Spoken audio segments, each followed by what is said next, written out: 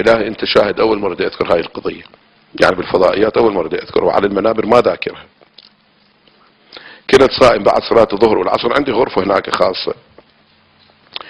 نمت في الغرفة، بمجرد ان عيوني هالشكل شوية صارت حارة بالنوم، شفت الباب انفتح وقالوا السيدة زهراء تريد تدخل.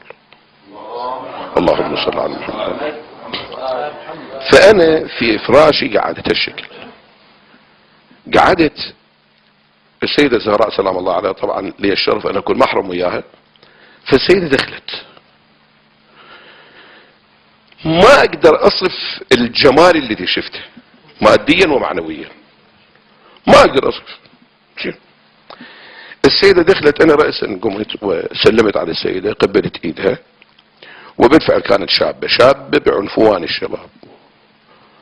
فالسيدة سلام الله عليها جلست واشرت لي اجلس، انا قعدت، فهي قاعدة هناك انا قاعد هنا.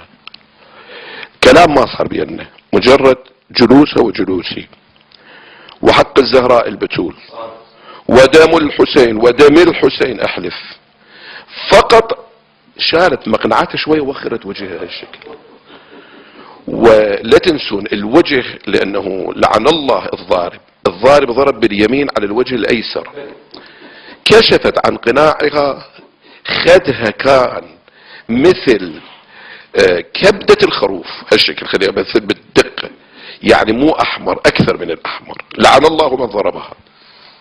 فقط اشارت بهاي الاشارة. وانا بعد يعني بعد هالمنظر فزيت من النوم.